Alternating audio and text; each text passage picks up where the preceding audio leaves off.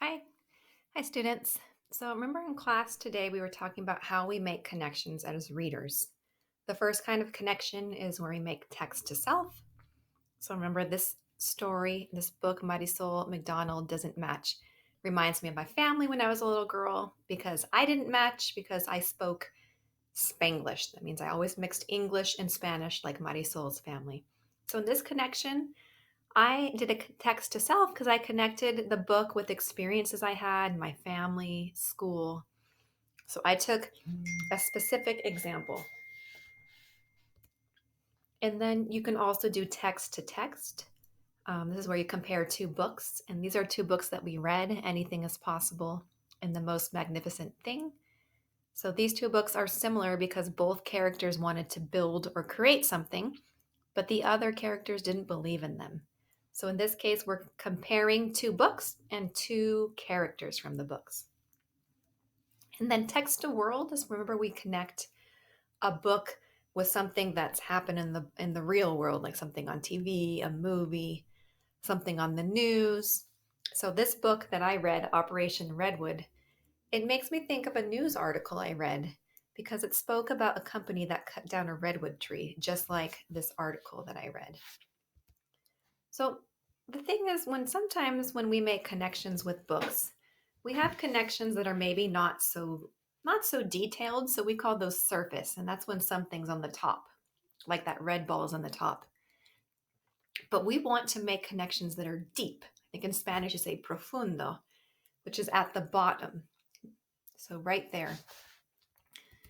So here I have an example of someone that they read a story and then they made two types of connections. So at first, when they were learning about making connections, this person read about a character with their dog. The character's name is Marty, and the book is named Shiloh. And the first connection that this person made, they said, we both like dogs. So me and Marty, the character Marty, we both like dogs. But that's not a very deep connection. So we call that a surface connection.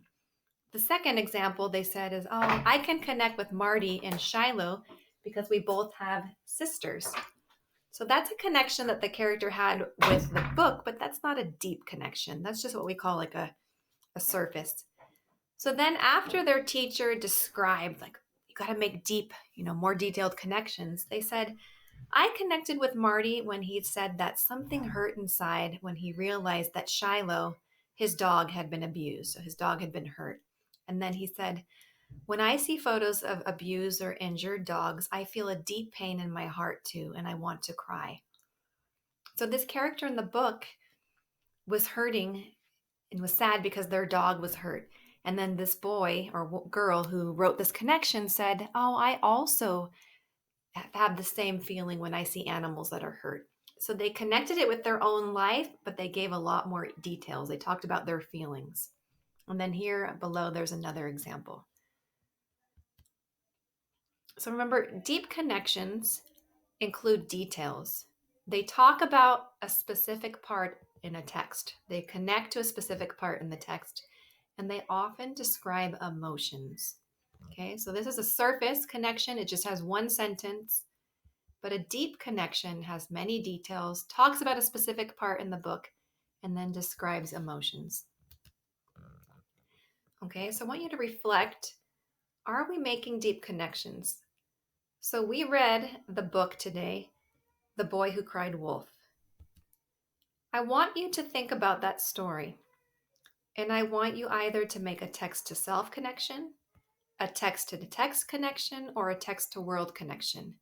But I don't want it to be like, oh, the boy lied and I lied, or I like to lie sometimes. I want you to include details. So if you put, I read that the boy was bored, so he lied to the villagers that a wolf was attacking his sheep.